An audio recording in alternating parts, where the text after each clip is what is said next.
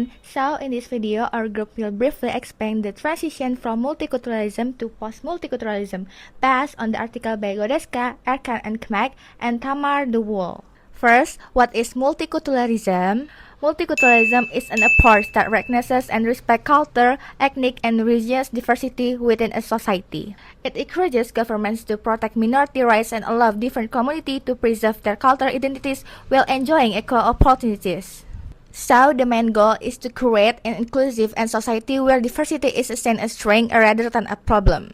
However, after early 2000, many European countries began to question whether multiculturalism was effective. Growing immigration, concern about terrorism, and difficulties in integrating immigrant communities led many governments to adopt a different approach called post-multiculturalism.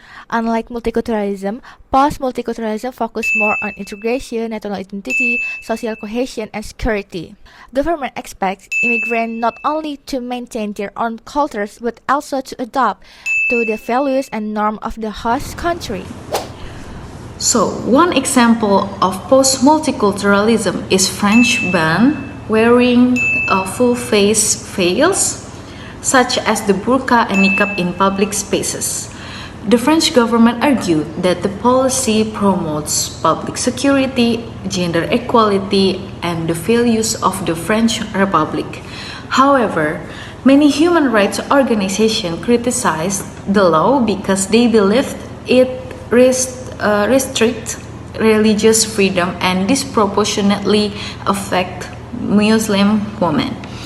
So in this case, demonstrates the main debate surrounding post-multiculturalism is how government try to balance national values and cultural religious diversity.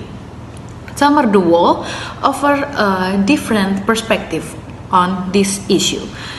He argues that multiculturalism has not necessarily failed. Instead, he believes that multiculturalism and interculturalism should work together rather than replace one another.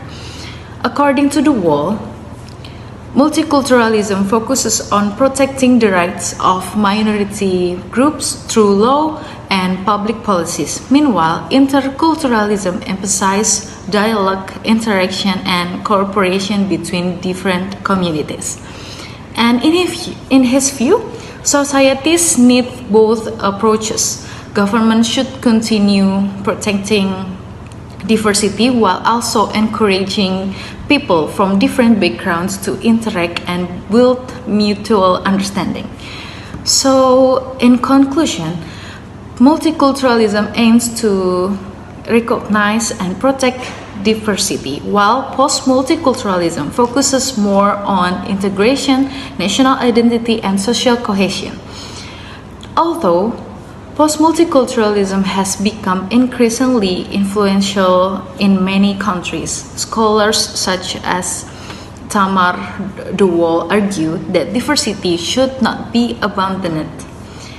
Instead, multiculturalism should be combined with interculturalism to create societies that are both inclusive and united.